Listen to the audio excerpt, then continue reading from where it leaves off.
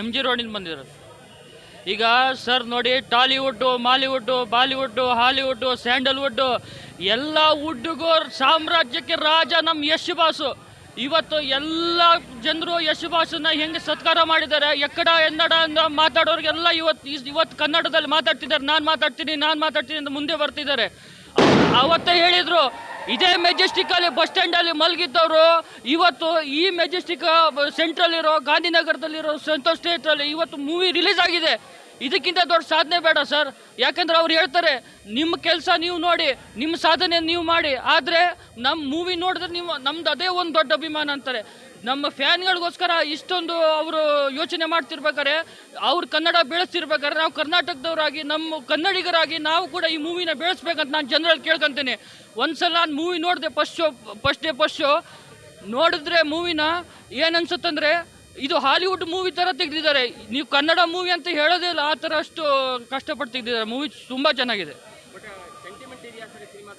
Sir. Sentiment ಸ್ವಲ್ಪ ಇದೆ, ಆದರೆ ಈಗ ಕೆಲವೊಂದು ಟೈಮು ನಮ್ಮ ಜನಗಳು ಹೇಳ್ಬೋದು ಸ್ವಲ್ಪ ಮಾಡರ್ನ್ ಆಗಿದೆ ಅಂತ. ಆದರೆ ಕೆಲವೊಂದು ಟೈಮು ಜಂಜಿಗಳು ಅಟ್ರಾಕ್ಟ್ ಆಗಬೇಕಂದ್ರೆ ಕಾಲಕ್ಕೆ ತಕ್ಕಂತೆ ಬದಲಾಗಬೇಕಾಗುತ್ತೆ. ಅದನ್ನು ನಾವು ತಪ್ಪಂತ ಹೇಳೋಕ್ಕಾಗಲ್ಲ. ಆದರೆ ಮೂವಿ ಲವ್, ಎಮೋಷನು, ಸೆಂಟಿಮೆಂಟು ಎಲ್ಲ ಕರೆಕ್ಟಾಗಿದೆ, ಸೂಪರ್ ಆಗಿದೆ ಸರ್.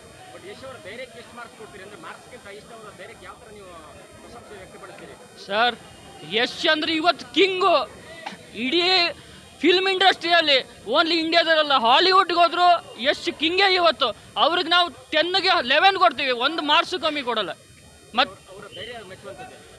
ಅವ್ರ ಹೆದರಿಕೆ ಅಂದ್ರೆ ಗೊತ್ತಿಲ್ಲ ಸರ್. ಮೊದಲಿಂದ ನಮ್ಮ ಥರ ನಿಮ್ಮ ಥರ ಇವ್ರ ಥರ ಎಲ್ಲ ನಾರ್ಮಲ್ ವ್ಯಕ್ತಿ ಇವತ್ತು ಮೂವಿಗೆ ಬಂದಿದ್ರೆ ಹೆದರ್ಕೊಂಡಿದ್ರೆ ಆಗಲ್ಲ. ಅವ್ರ ಹೆದರಿಕೆ ಅನ್ನೋದೇ ಗೊತ್ತಿಲ್ಲ. 100ಕ್ಕೆ 100% ಇದಲ್ಲ, ಇನ್ನು 1000 ಮೂವಿ ಬಂದರೂ ನಾವು ಸಪೋರ್ಟ್ ಮಾಡ್ತೀವಿ. ಆಶ್ಚರ್ಯ ಅಂದ್ರೆ ಯಾವುದೇ ಕಾರಣಕ್ಕೂ ಕೂಡ ಅವರು ಕೃತಿಗಿಡಲ್ಲ. ಯಾರು ಏನೇ ಮಾತಾಡ್ಕೊಳ್ಳಿ, ದಾಡಿ ಬಿಡ್ಬೇಕಂತ ದಾಡಿ ಬಿಡ್ತಾರೆ, ದಾಡಿ ತೆಗಿಬೇಕಂತ ದಾಡಿ ತೆಗಿತಾರೆ.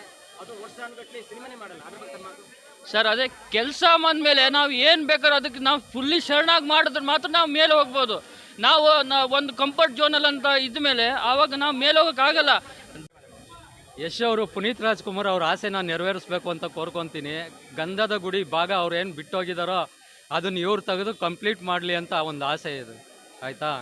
ಯಾಕೆಂದರೆ ಎಲ್ಲ ಥರ ಆ್ಯಕ್ಟಿಂಗ್ ಮಾಡಿದ್ದಾರೆ. ಅದೊಂದು ಆ್ಯಕ್ಟಿಂಗ್ ಮಾಡಿಬಿಟ್ರೆ ಸೂಪರ್ ಆಗಿರುತ್ತೆ. ಕರ್ನಾಟಕಕ್ಕೆ ಇವರು ಒಂದು ರತ್ನ ಕಿರೀಟ ಇದ್ದಂಗೆ ಆಗ್ತಾರೆ ಅಷ್ಟೇ. ಇಷ್ಟೇ ನೋಡಿದ್ವಿ ಸರ್, ಸೂಪರ್ ಆಗಿದೆ. ಮತ್ತು ಅವ್ರು ಇನ್ನೊಬ್ರು ಹೆಸರು ಗೊತ್ತಾಗಲಿಲ್ಲ, ಅವ್ರ ಮಗನ ಆ್ಯಕ್ಟಿಂಗ್ ಮಾಡಿದಾರಲ್ಲ, ನನಗೆ ಗೊತ್ತಾಗಲಿಲ್ಲ. ಆದರೆ ಅವರಂತೂ ಸೂಪರಾಗಿ ಮಾಡಿದ್ದಾರೆ ಸರ್ ಆ್ಯಕ್ಟಿಂಗ್.